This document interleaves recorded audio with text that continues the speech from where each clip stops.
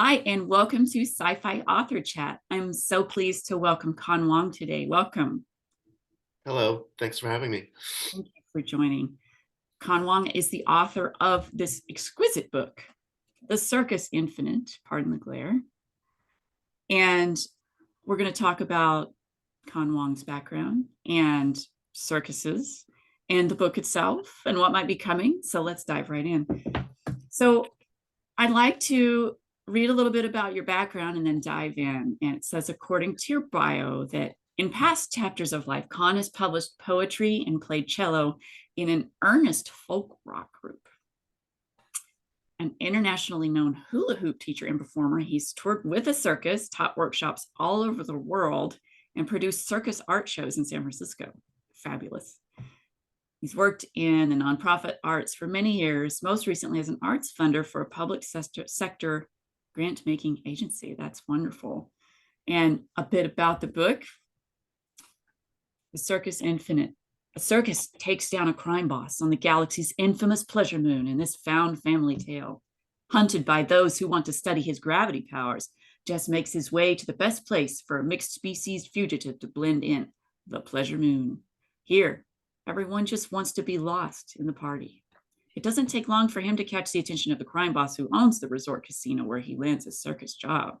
When the boss gets wind of the bounty on Jess's head, he makes an offer: do anything and everything asked of him, or face vivisection. My God. With no other options, Jess fulfills the request: espionage, torture, demolition. But when the boss sets the circus up to take the fall for his about to get busted narcotics operation, Jess and his friends decide to bring the mobster down together. And if Jess can avoid getting back to being the prized subject of a scientist who can't wait to dissect him, even better.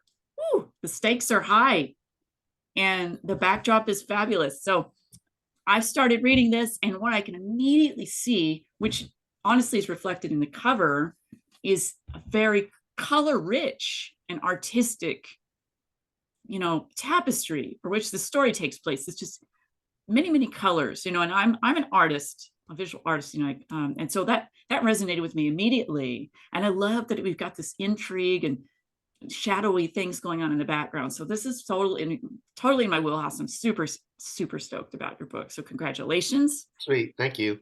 Yeah. And I'd love to know when you started to have a love for writing science fiction. What kicked that off for you? Oh gosh, well, I, since I started when I was a kid and reading, I think it was the Narnia books that really, which are more fantasy, but that got me thinking of writing myself. But there had been a couple of middle grade science fiction books that kind of started me on the path. In particular, there's this book called Stowaway to the Mushroom Planet. Ooh. And it was about these suburban boys who befriend an alien and end up going to visit, like to helping this alien like save his world, basically. Um, and it's one of those books I think are lost now to the mists of time. Like I haven't really. I mentioned that book in an author interview back about a year ago when my book was first launching, and I got a message from somebody who read the interview and who was like, "Oh my God, Snow Angel!" So that was very sweet. But I mean, so it was that book that really kind of first sparked my imagination. But it was reading the Narnia books that inspired me to want to try write. Awesome. And so from that age, it was around junior high. I started writing short stories, but not science fiction at the outset. Right. Okay. I mean, I had a strong interest in fantasy books in the 80s, and a lot of now obscure, like middle grade as well as science fiction books. And every now and again I'll be like, what was the name of that book that I read? I remember I went on this long search for this underground sci-fi novel, like literally like post-apocalyptic. And it took me considerable time. And then finally I found it. And now I can't remember its name again, but I noted it somewhere. I was like, if I put it like in my notes app. But it's funny how like stories like that just rooted in us, and they weren't like this big splashy thing that everyone knew. Hmm. So it's interesting because we have that template that maybe a lot of people didn't have. But I love that that one person got back to you and loved the book. That's so cool. Yeah, yeah, it was really sweet. Yeah. Yeah. I mean, I don't know that he read my book. Like he just like happened to also Got remember you, you know, you the got book. yourself out there.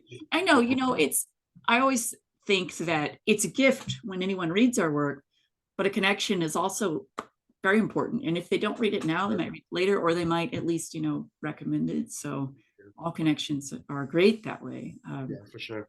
Yeah. So thinking back, other than Narnia and Mhm. that mushroom, what was the name of it again?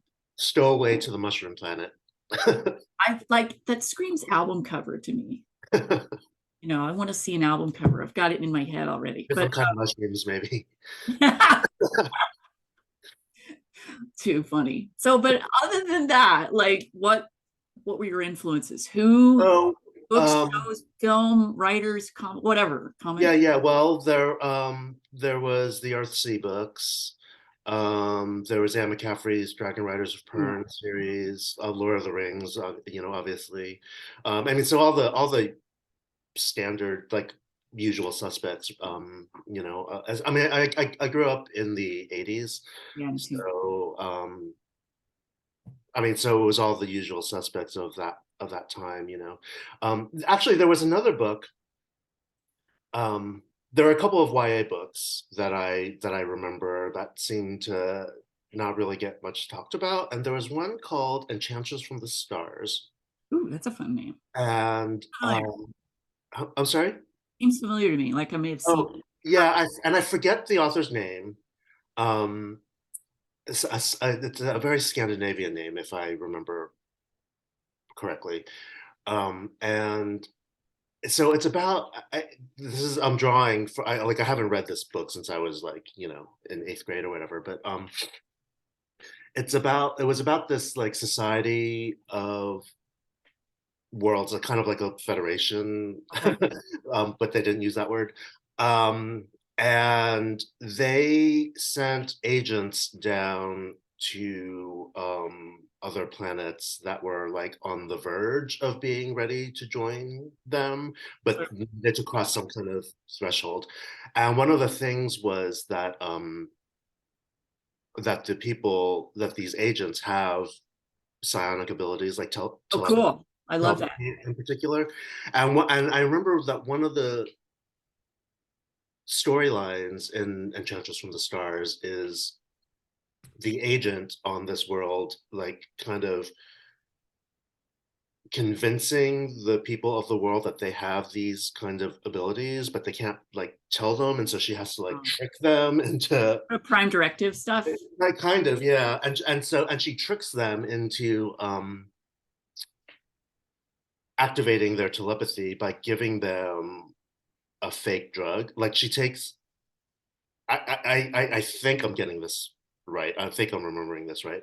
But she takes like pieces of bread and like squishes them and rolls them into little pills. And she tells them that it's a pill that will activate mental Placebo. powers. Huh. Yeah, yeah, and it works. So they believe in And themselves. they believe that it's a pill, and then Yeah. at the end of this, like Clever. towards the climax of the story, like they need to access their powers, but they don't have any more of the pills, and then she has to tell them, oh, it was never the pills in the first place. Like the whole time, just like the ruby slippers. Yeah. Yeah, yeah. Silver slippers. So that book obviously had a. I mean, I love that. it's not like a book I reread and reread. I checked it out for the Right. life of it once, but it's obviously stuck with me. And so that was a big to answer your question, Fabulous. Love it. like something that really stuck with me and that really impacted my imagination and the kind of stories that I wanted to tell. Ooh, So, I love it. I love that too, that you've talked about some things that I haven't heard in these chats before. So that's extra great. Thank you. So I want to talk about circus work that you sure. have done. So obviously, the Circus Infinite is influenced at least partially by your own experience in circus arts. And I would love to know how that began. How did you become involved with circuses? And if you could talk a little bit about your experience with that, that would be lovely. Sure, yeah. So I mean, it's totally cliche. Like this is a totally cliche origin story. But a friend of mine invited me to go to Burning Man with him, like a long time Yeah, ago. cool. Um, and it totally blew me away, that first time. And I got and so and I knew, like, as the week went on, I knew that I was going to go back, and I knew that I wanted to participate more meaningfully and like be part of an art project, or Yeah, or something, not just be there and like hang out and like witness it all, but actually contribute something. Um, and so on the Saturday night, it's like the penultimate night of the week. It's when they burn the titular man.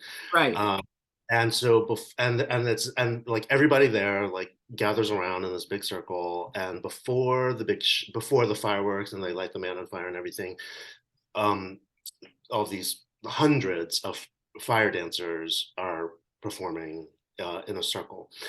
And so that night we were watching this spectacle, and I made a vow to myself that I wanted to be one of those fire people dancing with fire in the circle the next year. Awesome. And so I set that goal for myself. And so when I got back home, luckily I live in the Bay Area. I've lived in the Bay Area for a long time, but back then there was a very active community of fire spinners and this whole underground circus thing that was Yeah. happening. Um, so I found folks to learn and practice all that with, and ended up fulfilling that ambition, Yes. and did that for a couple of years of dancing around the man. But that was how it started. And Right. so specifically though, that was learning fire dancing, which is really kind of tangentially related to circus, but it was learning that and plugging into that community that then I came to meet um, jugglers and acrobats and clowns and aerialists and like all and the Just this broad kinetic art community. Yeah. exactly, yeah. And so that was how I got connected to the broader circus world and what most people would think of when they think of circus. It's Yeah. interesting. My first visit to San Francisco was in 1992. It was my first solo trip anywhere. And my brother used to live in the Bay Area. I instantly loved San Francisco, but one of the first things that I went to there was Cirque du Soleil, and I had never seen it before.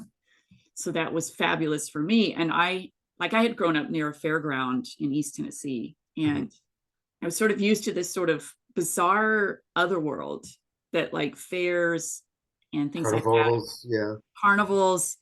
And for the one that I lived in walking distance to was like in farmland, but here it transformed into this something glittering and huge and alive in the middle of nowhere, East Tennessee, the Appalachian Fair. So I had that sort of template going in. It would be there for a period of time. It wasn't just like an overnight fair. Mhm. um, but going into San Francisco, a completely different universe from which I'd grown up, and seeing Cirque du Soleil, I sort of had connected this sort of the kinetic performance art, that transformation, that feeling of entering another world and being part of this instrument, that's just so fabulous to me. And so I love that you've been involved with that. And you've also done more artistic work in circus, as I understand, or like, Yeah, well, I mean, I never like moved on to I'm not an acrobat or an aerialist, or I've not done any of those things, but I've been part of shows where those things were right, included. And so the subset of disciplines that I practiced, there's this term flow arts okay, that's kind of an umbrella term that encompasses many different forms of object manipulation, you would call. Juggling is probably a lot of jugglers. I know a lot of jugglers kind of resent being categorized as flow arts, but let's not. I won't get into all the politics of the flow arts world. right, got it. But there's this term flow arts, and and under that umbrella, can be hula hoopers, poi spinners, staff, all different kinds of props, and different ways and approaches to manipulating them or dancing with them or doing jaw-dropping tricks and stuff. And so that's really where my concentration has been and was. But yeah, but I was as doing a hula hoop act or poi spinning or fire dancing, I was part of shows that also included the more traditional circus disciplines. I can't imagine how wonderful the visuals must have been for all of these. So Yeah, well, it is a lot of it is about the spectacle, for sure. right, there's so much, that's sort of the iceberg thing where people see this one thing that's this entire huge operation behind it. That just always fascinates me, like the show, and then there's so much machinery, people and prop wise behind the show. It just fascinates me. But in a lot of ways, it's got to be not unlike writing a book. But let me tie that to the book. And how would you say that, the obvious circus inspiration, how did it help you frame this book? How did it bleed its way in? Um, it really came in mostly with the kind of milieu that the main character finds himself once he gets to the moon. So and I, I almost said that it influenced the world building, but it wasn't so much an influence of the overall universe and the society of the different species and stuff. It didn't influence the world building on that level. But the kind of tight-knit community of the circus crew that our protagonist finds himself or lands with, it definitely influenced that group. And none of the characters are literal translations of anybody that I know in real life, Right. but certainly the kind of personalities types Yeah. are like definitely appear, and I definitely wanted to capture the creative process and the feeling of being backstage and of going through the rehearsals and like right before showtime and just what all that felt like. Um, so it definitely helped make all that stuff feel real. Cool. So yeah. Wonderful.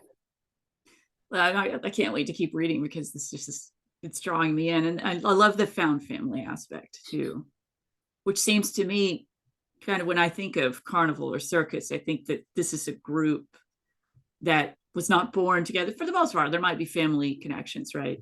But then it's mostly like a found troupe of family that does this performance together and all the dynamics behind it, so I love that. And I'd love to know more about, can you talk about what you're currently working on? Are you working on a sequel? Are you working on other short stories or? Well, so I've written a follow-up to the Circus Infinite. It's set in the same universe, but I don't know how far you are in the book, but have you met we meet Esme like in the first chapter. So Yeah.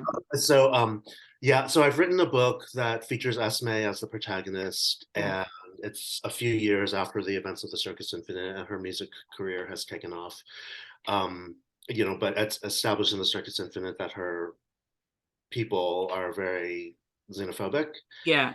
And so once she becomes a big star, they have issues with her.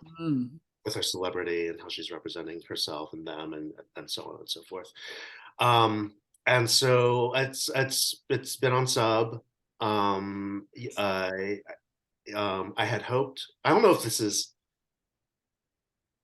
I was about to talk a little bit more about like the deal and what happened and like why it's on sub and angry, but I don't know how kosher that is. Completely up to you. If you don't feel comfortable, you don't have to talk about it. Well, anyway, Publishing is so complex, especially right now. yeah. Well, it's the kind of thing that it's because it's set in the world of the Circus Infinite. How whether it gets picked up is a lot has to do with sales of Circus. Exactly. True about most That's, first books. Yeah. yeah, of course. I mean, this is not new information Right. to. Yeah. I had hoped because so what I have 4 books planned in this world, Awesome. but they're not they're interlinked standalones. So it's not like It's a universe. not one continuous epic saga. Yeah. So Esme's story, it's she becomes a pop star, and like pop stars are a recurring figure in my fiction. It turns out like they're not necessarily always going to be a main character, but somewhere a pop star will show up anyway. so so that book kind of delves into my love of pop music Ah, excellent. and celebrity, and how all that kind of stuff plays out in this Yeah. particular universe. So it was really fun book to write. Um, what I was starting to say, I go off on verbally when I can stay focused as a writer, but Yeah. verbally I go off on tangents all the Same. time. All Same. right, okay. But so the point is that it features Esme, who we meet in the Circus Infinite, but the story has nothing to do with the story of the Circus Infinite. Like you don't really have needed to read the Gotcha. Circus Infinite to understand and get what's going on in the follow up. So I had hoped that that might mitigate the sales issue or whatever, but It seems to be a popular trend to do that, to do a standalone in the same universe. yeah. And I actually really like. I mean, that's why I love. That's one of the things I loved about Wayfarers. The Becky Chambers books. I love. Right. I almost prefer interlinked standalones to part So, one, part two, part three. Anyway, and then I have another book that I've gone through a few iterations with my agent and a developmental editor and some critique partners. Um, and I hope that I finished it about maybe 2 weeks ago, like finished the right. last so edits and whatever. This is the 7th draft. I haven't sent it to my agent yet, because I wanted to take a couple of weeks Yeah. and just Let it see like is there any last minute tweaks that I want to make, and I think, I mean, obviously there's going to be more edits, even if it gets picked up works. by a Yeah. company, there's going to be more edits. Always. So I know it's not done, Right. but at this point, I don't like my last round of going through edit, like changing a word here or there, or fixing, or like actually I think a period there instead. I mean, it's like that level and not like big structural changes. Yeah. So that's what is telling me that I've taken it as far as I can go Right. at this point, without an editor saying, "Here's your edit letter, and these are the things we want." You Right. know, um, and so and this book is about a society that has evolved inside a time anomaly, Oh, cool. and so there's like timey-wimey stuff, and they've been lied to Wearing by my Califrey necklace, by the way. Doctor Who. yeah.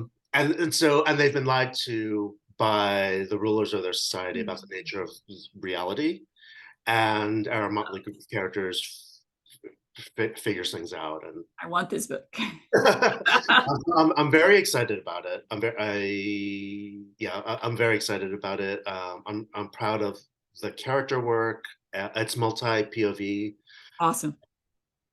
which was a fun challenge, Yeah. and um, yeah, and the prose style is very different from the Circus Infinite. I mean, it's past tense. It's multi POV. And I just feel like I've leveled up a little bit, Yeah. Great. So, so I will probably within the next week be sending it to my agent, and Hey, then if she thinks it's ready to go, we'll go on sub with that. awesome. Um, Congrats. yeah, thank you. Yeah, and then in the meantime, I've been tossing around. My goal is to write 2 new manuscripts this year, Yeah. Same. and get at least one of them into submission ready Yes. shape. Um, and I know what those books are, Mhm. but I don't know which one I want to tackle first. Yeah, I get that. Do you ever go back and forth between totally different works? Sometimes I do that. I've tried to do that, and I cannot. Tricky, but yeah. Yeah, I have to like when I am working on a project, like I have to in order to get it done. Deadlines. Yeah. Even without a deadline, even if it was just my own deadline, like just in order to get to the finish line and to finish the story, I have to like be in it, Yeah. and Immerse. and like hopping over into another world and another character and another voice and another thing is just too it's too distracting, and then I get Oh, confused. Like wait, what story am I even working on right now? Like it doesn't work for me. I wish it did. But yeah. But on the other hand, I can draft fairly quickly. yeah. Same. Um, Yeah. and my drafts tend to be pretty clean. I mean, there might be structure, like I might have to like Exactly. reconfigure the plot or whatever, but the Yeah. prose will be readable, and things will make sense. You Yes. know, but so working that way, like I feel like it might take me the same amount of time to draft two books as it would somebody who's able to go back and forth between projects, but I just have to do one and then the other as Okay. opposed to, Yeah. yeah. Makes sense. So like when you have your typical writing day and you're immersing this way, like what does that look like? Are you a morning person? Do you write in the afternoon or evening, or how do you fit it into your day? It's kind of so when I had a day job, so I was my last day job was a civil service position, and so I'm very lucky and crossed the threshold to collect a pension. Great. So technically, I'm retired. Congrats. Um, so it looks a little different now. But when Right. I had a day job, make I would give myself an hour before going to work, Okay. right? And then nights and weekends. Okay. And so I basically sacrificed having any kind of social life. Like I no, I can't meet you out for drinks after work because I'm gonna go home and write instead. Or like I'm not gonna go to the spa, I'm not gonna go away for the weekend because I'm gonna like sit home and write instead. Um, and that's how I did it while I was, when I had that day job. Um, Now it's a little bit different. Um, I'm actually considering getting like a part-time job because I feel like I was a little bit more productive when there were actual constraints on my time than This is when exactly like me. Like yeah, I can't, if I had a wide open, I would lose it. I need some sort of pressure. I don't know why, but I need that yeah, it's shrinking. weird. It's human psychology, like Yeah. it's. But so now, I I tend to start my day with coffee and like doing like social media stuff. If there's any promotional work I have to do, if I have Smart. to email, like all Yeah, all the stuff. the All businessy and administrative stuff of yeah. being a writer. Which we have to do a lot of these days as authors. Yeah, for sure. So I do that I tend to do that first, Okay. um, and then I write. Great. And then I basically I write until I get tired. You know, I do set word count goals, but um, I give myself permission to not meet them. Yeah. So That's important. Yeah. when I still had a day job, and my rule was after work. Um, because there were some stressful days and some useful days, as any job goes, and so so after in my after work writing sessions, I wasn't necessarily approaching it always with the same level of focus or energy. But my rule was open the manuscript, and even if you only add one sentence, that's okay. Yeah. But I do more than that now. um, but I don't really have um, word count goals necessarily, but basically if I and I know for to some people this is like nothing, but if I hit 1,000 words in a writing session, I feel like it wasn't wasted. Yeah, that's good. I feel like I didn't waste it. I didn't Right. feel like I hit something, you know. That's Um, impressive. but I often do more than that. Yeah. So, but so I get so 1,000 is kind of my minimum to not feel bad about myself, which isn't a goal exactly, Yeah, we but all have these different sort of moving targets in our sites for like what are we going to do today? But I like what you said. It's just getting one sentence in is yeah, that's an accomplishment, and it's not something to feel bad about. yeah. And sometimes though, I get struck by I have like a surprise session, late night writing session, like from like 10 or 11 until like 2 or 3 a.m. I sometimes Wow. go. Yeah. And that's not it's not part of a regular schedule, but sometimes what happens is I'll be hanging out with my partner and we'll be watching a movie or something, and I'll think of a line, Yep. This sounds dialogue, familiar. or like there's was something that wasn't quite working, and I suddenly understand what to do to make it Got to work. get it down. And so I hop in there, I open up the manuscript, and I go in there, and then it just takes off. And like Yep. intending just to do the one thing, but then it just kind of takes off, and I'm just like, I'm in it now, and I'm just going to ride this out, you know. And that's one of the things that I always had to cut myself off when that happened with a day job, because like I could be up Yes. until You 3 have a.m. to, and right? then get Yeah. up and go to Gotta work. get up.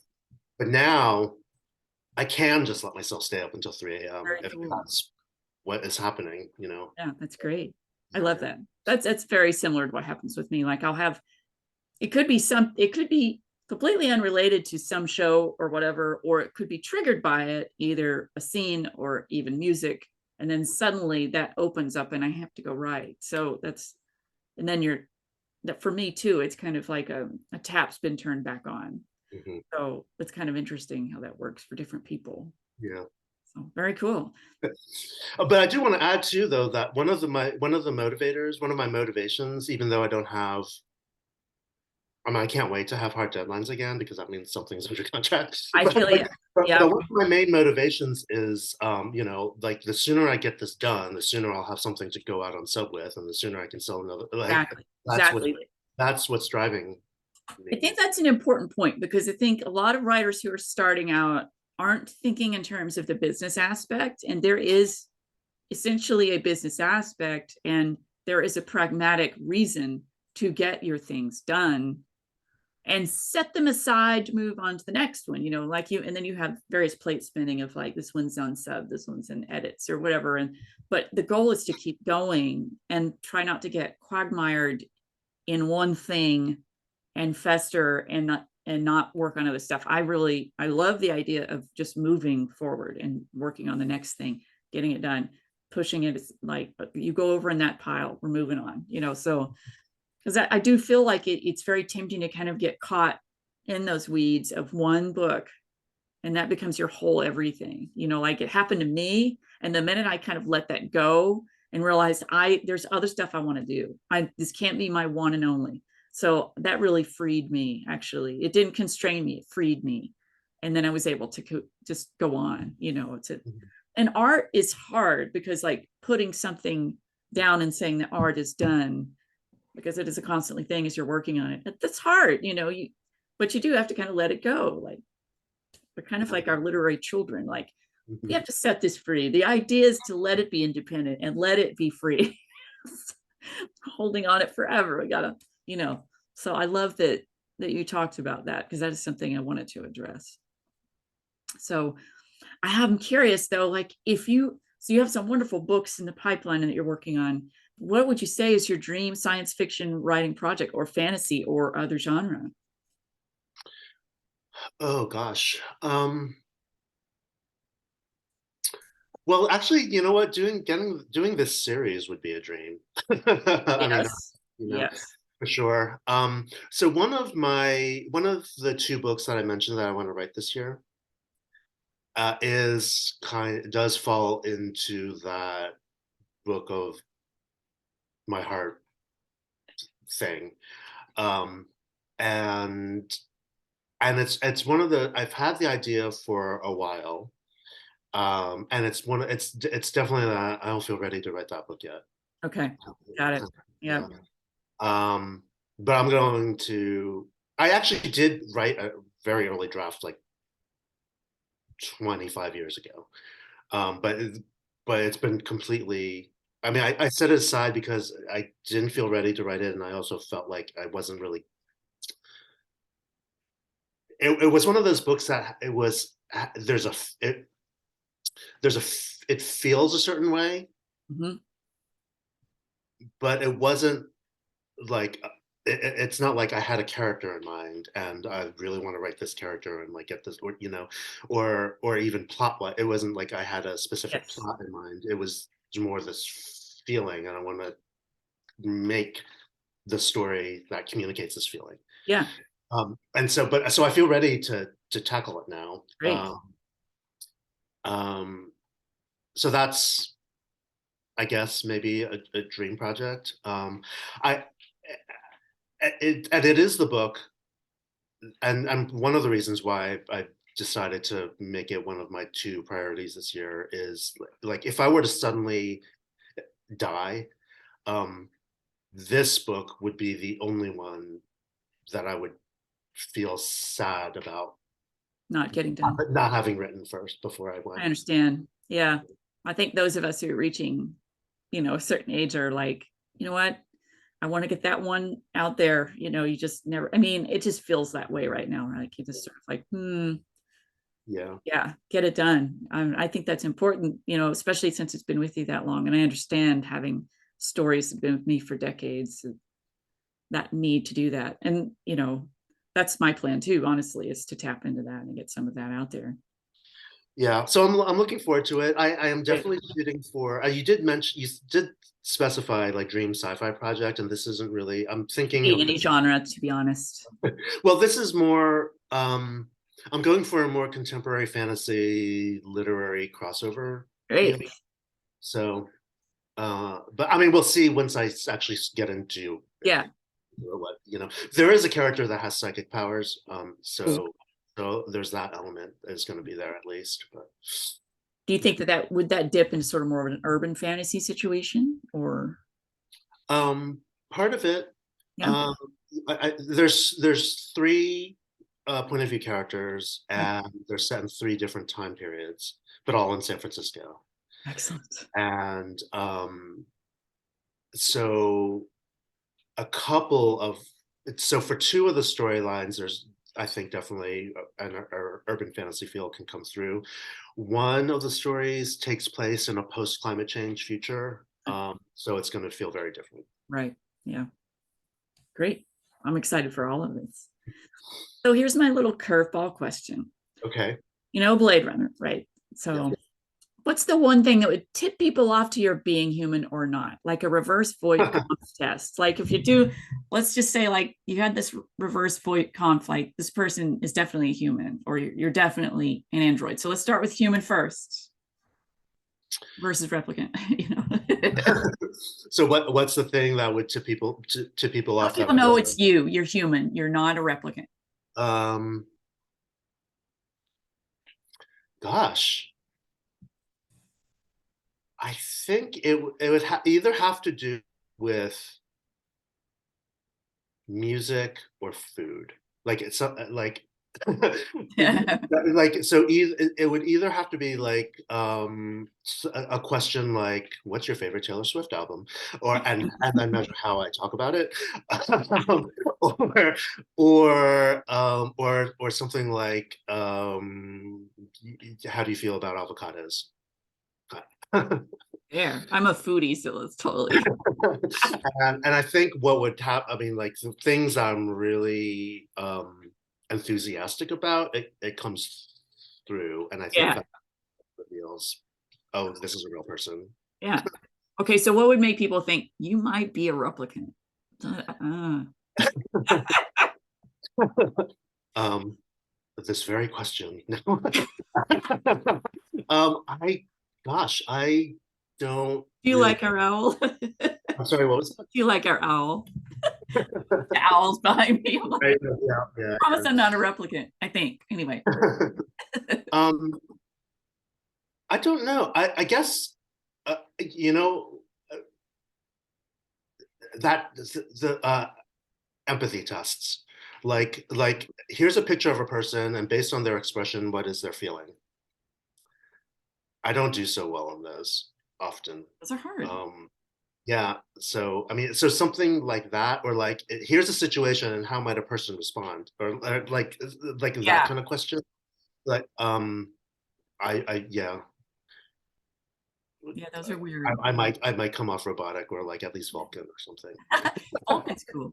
No, it's well, it's great.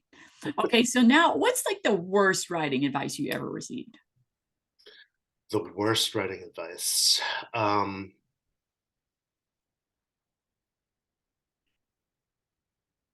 I think probably write every day. Oh, yes, thank you.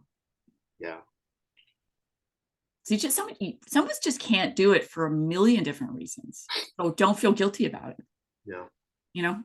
yeah. Yes. Yeah, we're on the same page there. That's probably the one. I mean, if you had asked me that, like, it's interesting. Like, I'm trying to think back to my. I mean, I took a long break from writing, um, Yep.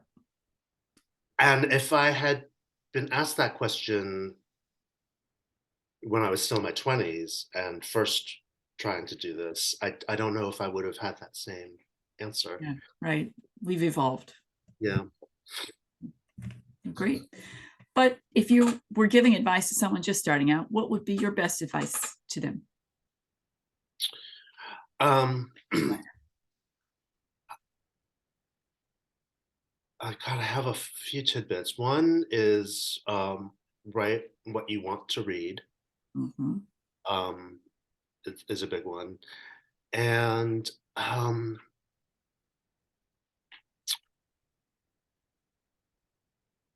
let the story tell you what it needs. Instead of being like slavishly devoted to this trope and this trope and this trope and like the save the cat format and I Yeah. mean those all those I mean those things are can be helpful for sure, especially if you're in a place where you're stuck and not sure what to do next. Like